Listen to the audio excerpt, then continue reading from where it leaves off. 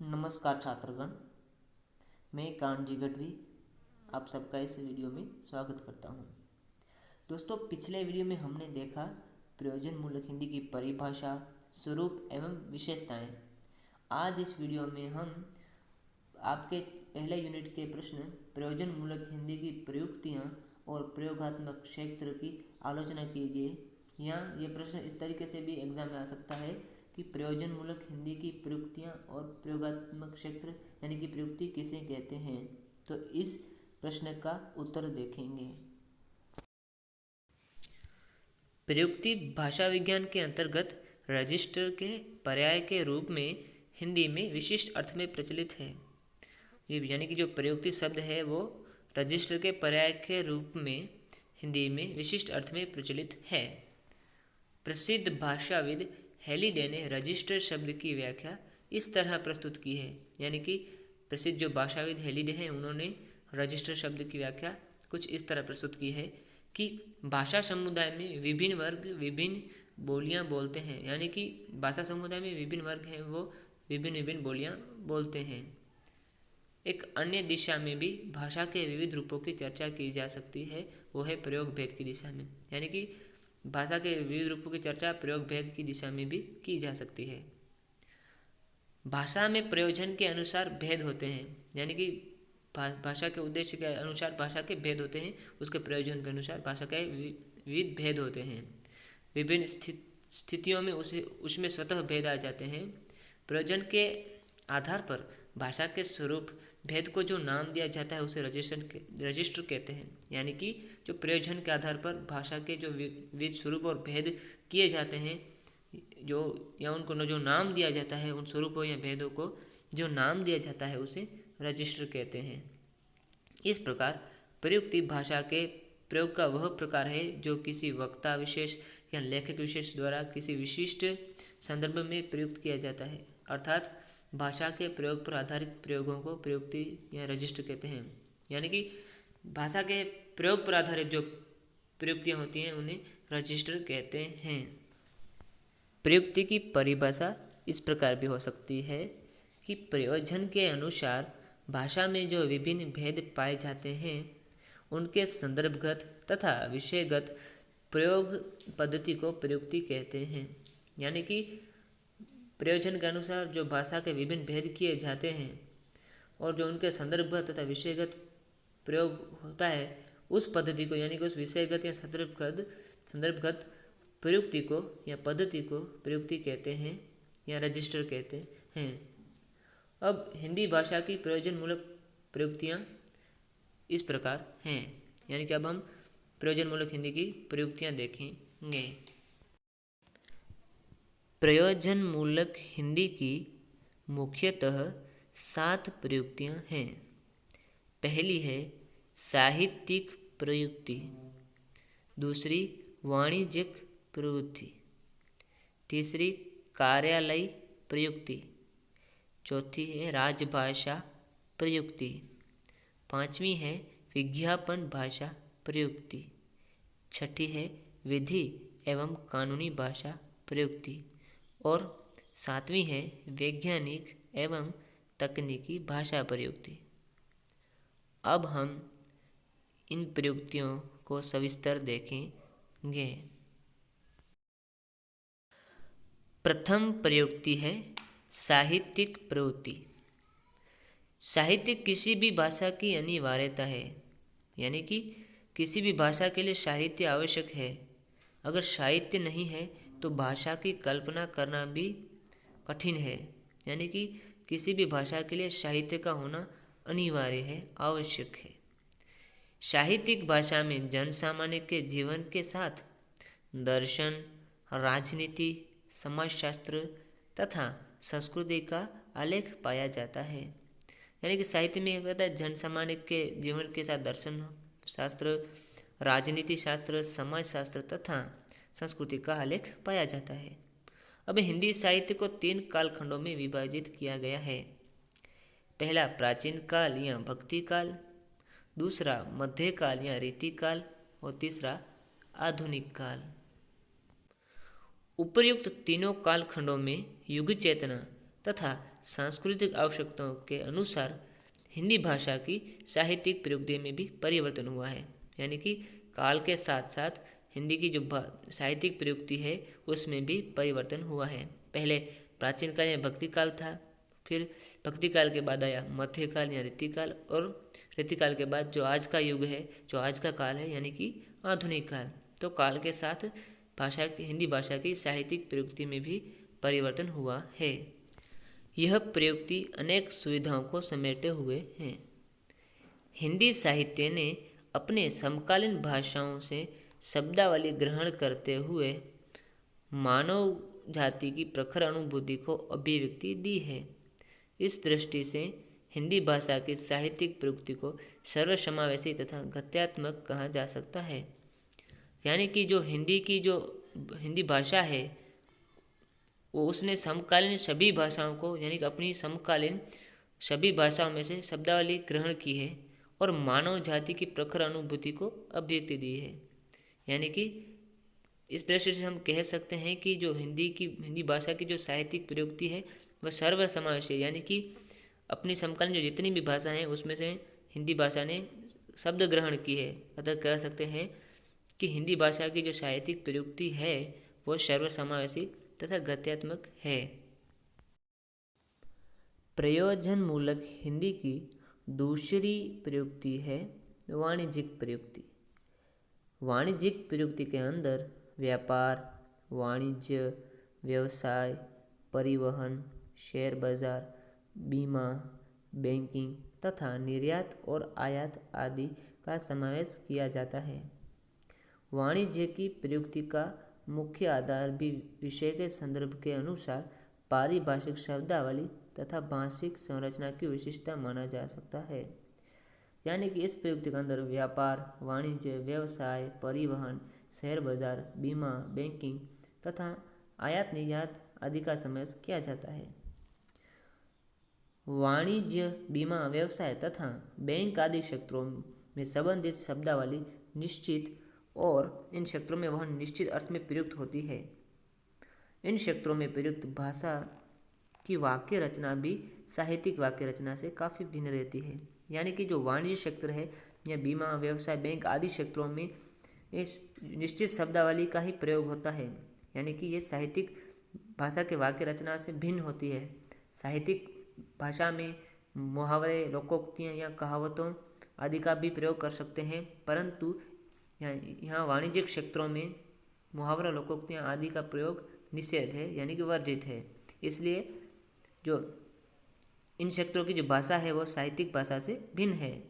जैसे सोने में उछाल, चांदी में मंदी, तेल की धार ऊंची, काबुली उछला, इस प्रकार के वाक्यांश साहित्यिक भाषा से वाणिज्यिक प्रयुक्ति को अलग करते हैं। हिंदी भाषा की वाणिज्यिक प्रयुक्ति का क्षेत्र काफ़ी विस्तृत है, साथ में लोकप्रिय भी है। अतः कह सकते हैं कि जो हिंदी भाषा का वाणिज्यिक प्रयुक्ति क्षेत्र है वो विस्तृत एवं लोकप्रिय भी है। परंतु जो शेयर बाजार और आयात निकास, व्यापार आदि में जो भाषा प्रयुक्त है वह अभी भी जन सामान्य की समझ से परे हैं।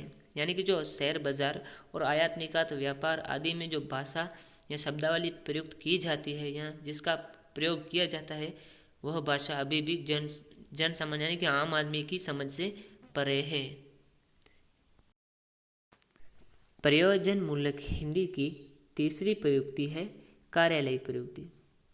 हिंदी भाषा की अत्यंत आधुनिक एवं सर्वोपयोगी प्रयुक्ति है। यानी कि जो कार्यालयी प्रयुक्ति है वह हिंदी भाषा की अत्यंत आधुनिक एवं सर्वोपयोगी प्रयुक्ति है। भारतीय संविधान के अनुसार हिंदी भाषा को भारत की राजभाषा अर्थात सरकारी कार्यालय की कामकाज की भाषा के रूप में इसलिए मान्यता मिली कि उसकी प्रशासनिक प्रयुक्ति उपयोगी पाई गई। यानी कि हिंदी को राजभाषा में इसलिए मान्यता मिली कि उसकी प्रयुक्ति उपयोगी पाई गई। यानी कि जब उसके प्रयोग की सरकारी कार्यालय में उसके प्रयोग की आवश्यकता पाई गई तब राजभाषा हिंदी को राजभाषा की मान्यता मिली। साहित्यिक भाषा, बोलचाल की भाषा और प्रशासनिक भाषा में अंतर है। हमने आगे भी देखा कि इन तीनों भाषाओं में भिन्नता है, अंतर है। साहित्यिक भाषा में लेखकों कवि जो जिस भाषा का प्रयोग करते हैं, जिस भाषा में अपना साहित्य सर्जन करते हैं, वो साहित्यिक भाषा है। बोलचाल की भाषा यानी कि हम जो दैनिक व्यवहार में प्रयोग करते हैं, यानी कि बोलचाल की भाषा भी हम इसे कह सकते हैं, यानी कि जो हम रोज़ बोलते हैं। और प्रशासनिक भाषा जो सरकारी कार्यालय, वाणिज्यिक क्षेत्र, विज्ञान में, प्रौद्योगिक क्षेत्र आदि में जिस भाषा का प्रयोग होता है वह प्रयोजनमूलक हिंदी है। ऐसा अतः तीनों भाषा में अंतर है। कार्यालयी भाषा की अपनी विशिष्ट पारिभाषिक शब्दावली, पदविन्यास और वाक्य रचना होती है। यानी कि कार्यालयी भाषा की अपनी विशिष्ट पारिभाषिक शब्दावली, पदविन्यास और वाक्य रचना आदि होता है। हिंदी भाषा की कार्यालय से संबंधित विशिष्ट पदावली, शब्दावली तथा पद रचना है। हिंदी भाषा का सरल, सुबोध रूप, विशिष्ट रचना प्रक्रिया व शब्दावली द्वारा कार्यालय के कामकाज को आसानी से किए जाने में उपयुक्त माना जाने लगा है। कार्यालय हिंदी के प्रयोग के लिए केवल हिंदी का कार्य साधक ज्ञान पर्याप्त है। हिंदी की यह प्रयुक्ति निम्नलिखित कार्यालय कामकाज में विशेष उपयोगी में है। यानी कि मसौदा लेखन, टिप्पण लेखन, पत्राचार के विभिन्न रूप, संक्षेपण या सार लेखन, प्रतिवेदन अथवा रिपोर्ट, अनुवाद एवं अन्य कार्यालयीन कामकाज।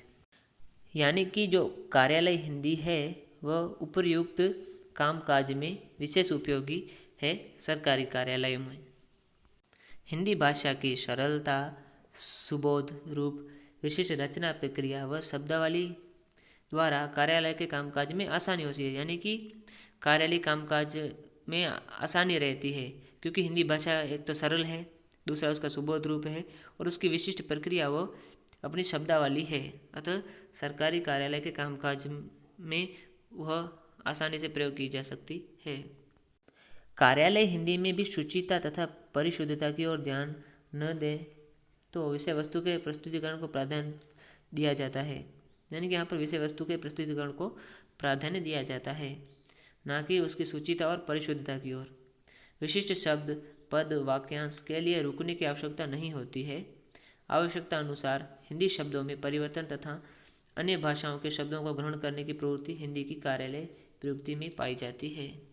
यानी कि यदि आवश्यकता पड़े तो हम अन्य भाषाओं के शब्दों को भी लिख सकते हैं या उन शब्दों का प्रयोग कर सकते हैं। प्रयोजनमूलक हिंदी की आगे की प्रयुक्ति है राजभाषा प्रयुक्ति। स्वाधीन भारत का संविधान तैयार करते समय देश की प्रशासनिक व्यवस्था हेतु के माध्यम के रूप में एक ऐसी भाषा की आवश्यकता महसूस की गई जो सभी भारतीय भाषाओं की आत्मा को पाकर देश के जन सामान्य को एक सूत्र में बांध सके। यानी कि भारत आज़ादी के तत्पश्चात जब भारत का संविधान तैयार हो रहा था तब एक ऐसी भाषा की आवश्यकता पड़ी जो देश के सभी लोगों को एक सूत्र में बांध सके, यानी कि देश के सभी लोग उस भाषा को समझ पाए। 14 सितंबर 1949 को संविधान सभा ने सर्वसम्मति से हिंदी को देश की राजभाषा के रूप में मान्यता दी।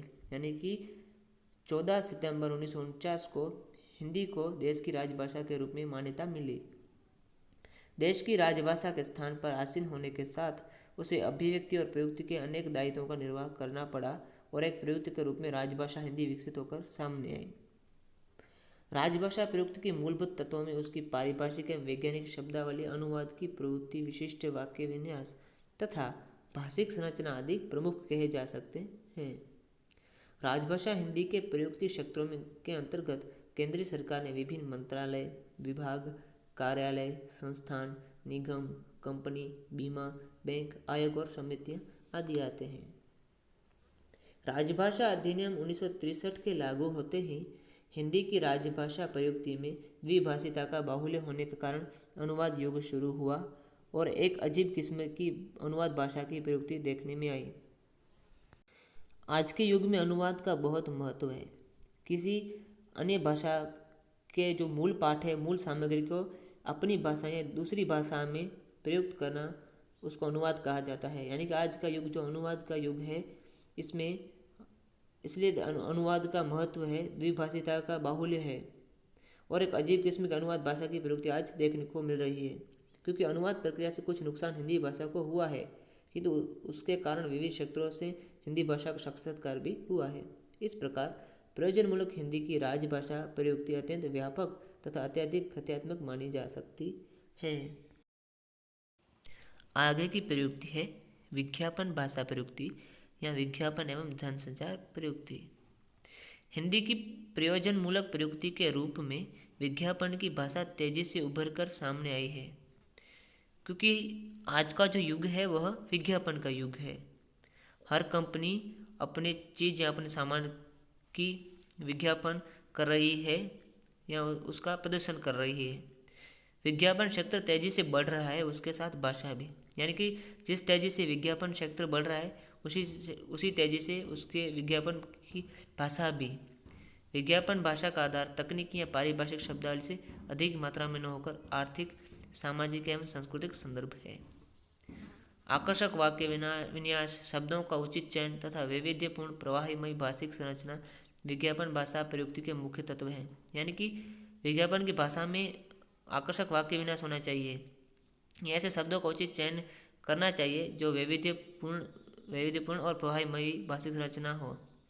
यानी कि ऐसे वाक्यों का प्रयोग करना चाहिए जिसको सुनकर या पढ़कर जो ग्राहक है वो मोहित हो जाए या आकर्षित हो जाए। विज्ञापन की भाषा चूँकि व्यापक, व्यवसाय तथा वाणिज्य से संबंधित है, अतः उसमें आकर्षक तत्व, रमणीयता, विक्रय शक्ति, मोहक भाषा शैली, श्रव्यता, संक्षिप्तता तथा प्रभावान्विति आदि गुण आवश्यक हैं। हमने आगे भी देखा कि जो विज्ञापन की भाषा है वो आकर्षक होनी चाहिए, उसमें रमणीयता होनी चाहिए, वो मोहक होनी चाहिए, जिसको सुनकर ग्राहक उस विज्ञापन की चीज़ खरीदने के लिए मजबूर हो जाए, विवश हो जाए। वर्तमान युग में हिंदी के विज्ञापन भाषा के रूप जनसंचार के माध्यमों जैसे कि समाचार पत्र, पत्रिकाएं, रेडियो, दूरदर्शन, सिनेमाघरों में प्रदर्शित स्लाइड्स आदि में दिखाई देता है। इस आधार पर कह सकते हैं कि विज्ञापन की भाषा का विशिष्ट रूप सरकारी प्रयुक्ति के रूप में भी विकसित हो गए। यानी कि जो समाचार पत्रों में विज्ञापन आते हैं, जो रेडियो में आते हैं, पत्रिकाओं में आते हैं, दूरदर्शन में आते हैं और सिनेमाघरों में जो विज्ञापन आते हैं, आज उसका बाहुल्य देख सकते हैं हम। इसलिए इन विज्ञापनों के साथ साथ आज विज्ञापन की भाषा भी तेजी से बढ़ रही है।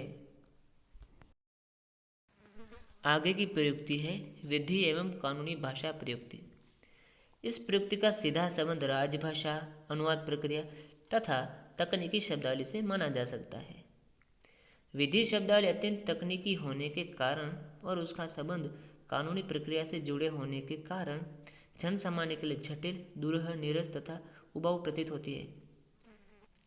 क्योंकि जो विधि और कानून की जो शब्दावली है, जिसकी भाषा है, वो जन सामान्य के लिए जटिल है, दूर हो सकती है या उबाऊ हो सकती है। फिर भी राजभाषा हिंदी के कार्यान्वयन के अनुसरण में विधि तथा कानून के क्षेत्र में हिंदी के प्रयोजन मूलक रूप को स्वीकृति दी गई है। कानून एवं विधि की भाषा प्रयुक्ति में मुख्यतः तकनीकी शब्दावली, विशिष्ट पद विन्यास, लंबे और संयुक्त वाक्य रचना, कानूनी प्रक्रिया की अनुमिति आदि बातें पाई जाती हैं। इसलिए जटिलता के कारण ही जन सामान्य के लिए दुरूह, नीरस तथा उबाऊ प्रतीत होती है।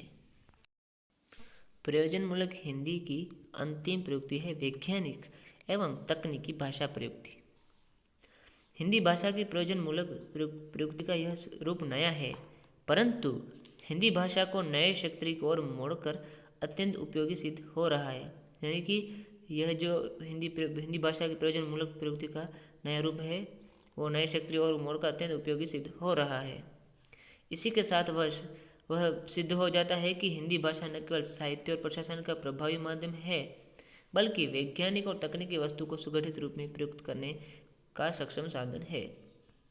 राजभाषा प्रयोग संबंधी राष्ट्रपति के 27 अप्रैल 1960 के आदेशानुसार भारत सरकार के शिक्षा मंत्रालय के अधीन वैज्ञानिक और तकनीकी शब्दावली आयोग की स्थापना 1961 में की गई। यानी कि वैज्ञानिक और तकनीकी शब्दावली आयोग की स्थापना सन 1961 में की गई। इस आयोग ने अनेक वैज्ञानिक तथा तकनीकी शब्दावलियों तथा कोशों का निर्माण कर हिंदी की इस महत्तम भाषा प्रयुक्ति को विकसित तथा प्रचलित करने में प्रमुख योगदान दिया है। विज्ञान और टेक्नोलॉजी परस्पर परक हैं। वैज्ञानिक सिद्धांतों के आधार पर ही टेक्नोलॉजी का विकास होता है, यानी कि भिन्न है, विज्ञान और टेक्नोलॉजी दोनों आपस में भिन्न है। वैज्ञानिक सिद्धांतों के आधार पर ही टेक्नोलॉजी का विकास हुआ है या हो रहा है। विज्ञान की भाषा स्पष्ट, तर्कसंगत तथा सुगठित होती है, यानी कि तर्क संगतता होती है। विज्ञान की भाषा में स्पष्टता होती है, शुद्धता होती है और तर्क संगतता होती है, क्रमबद्धता होती है। वैज्ञानिक तथा तकनीकी शब्दावली एक गतिशील प्रक्रिया है, अतः इसमें शब्द जल्दी बदलते रहते हैं, नए शब्द आते जाते हैं, रूढ़ होते रहते हैं। यानी कि वैज्ञानिक तथा तकनीकी शब्दावली में शब्द आते रहते हैं और बदलते रहते हैं, और नए शब्द आते जाते रूढ़ होते रहते हैं। विज्ञान और टेक्नोलॉजी की भाषा सामान्य व्यवहार की भाषा से बिल्कुल भिन्न होती है, क्योंकि सामान्य भाषा यानी कि बोलचाल की भाषा में वाक्य विन्यास सरल होते हैं, और जो विज्ञान और टेक्नोलॉजी की भाषा है वो तर्क संगत होती है, सुगठित होती है, अतः ये बोलचाल की या व्यवहार की भाषा से भिन्न है। उसमें विशिष्ट सूत्र एवं पदार्थों को विशिष्ट किंतु निश्चित अर्थ में अभिव्यक्त किया जाता है।